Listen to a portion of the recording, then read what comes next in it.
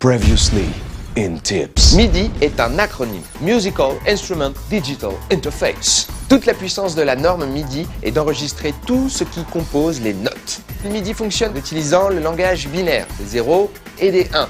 Chaque note jouée correspond donc à un message MIDI formé de plusieurs octets. Une fois que tous ces messages sont formés, le synthétiseur reçoit ce message et joue la note. And now,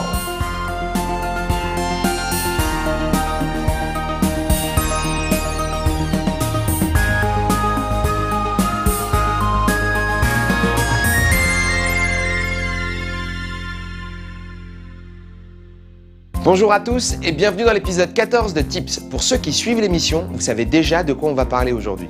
Mais pour les autres, on va parler du MIDI. Et s'il vous plaît, regardez l'émission d'avant pour avoir toutes les informations complètes sur ce sujet.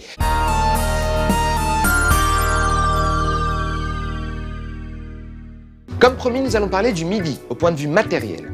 Nous avons vu la dernière fois l'aspect théorique du protocole, mais MIDI, c'est bien plus qu'un protocole. Physiquement, MIDI utilise des connecteurs DIN5 broches. Normalement, chaque composant de l'ensemble de connexions MIDI est muni d'un port d'entrée et d'un port de sortie. Ça permet de les chaîner, entre eux. J'essaie de faire une chaîne, je sais pas si ça se voit.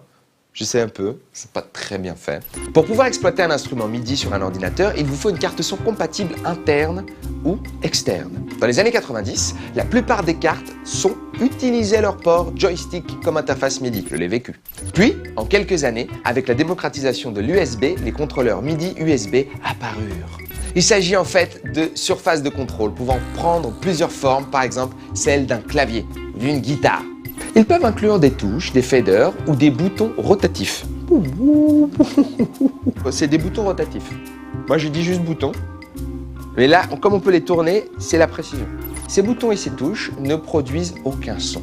Seulement des données MIDI exploitables par le logiciel utilisé. Écoutez, à part le son de ça, pas vraiment de son. Tout l'intérêt de ces contrôleurs est de pouvoir assigner chacun des boutons, touches, etc. à des actions dans le logiciel. Donc, si on résume, dans notre chaîne, il nous faut un ou plusieurs instruments, un contrôleur et un ordinateur pour retravailler les fichiers MIDI. Notez bien que je dis retravailler, car certains instruments MIDI peuvent sauvegarder les fichiers de manière autonome.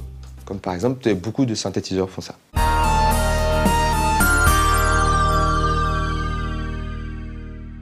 Au final, le MIDI réduit la musique à une information binaire et c'est une révolution, mesdames et messieurs. Il est techniquement possible d'utiliser une guitare MIDI pour jouer du piano ou même d'utiliser une batterie électrique pour faire du synthé. Ainsi, n'importe quel musicien peut virtuellement jouer de n'importe quel instrument. Cela peut permettre, par exemple, à une personne de composer un morceau complet avec un piano ou une guitare. Et quand je dis musicien, je dis les Daft Punk, par exemple.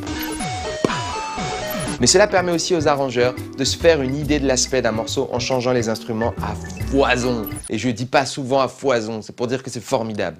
Car on peut simplement changer d'instrument en gardant les mêmes notes. En 1991, la MIDI Manufacturers Association a décidé de ratifier la norme générale MIDI. Elle permet de faciliter les échanges de fichiers entre musiciens sans connaître le matériel du destinataire. De plus, grâce à elle, on peut définir les intervalles de valeur pour chaque famille d'instruments et les effets sonores. Le listing étant vraiment imposant, je vous invite à consulter la page Wikipédia correspondante puisque c'est trop. En 1999, que se passe-t-il en 1999 ? Une deuxième version du General MIDI est définie. Elle ajoute entre autres de nouveaux sons et maintient la compatibilité avec la première version. Ça, c'est super.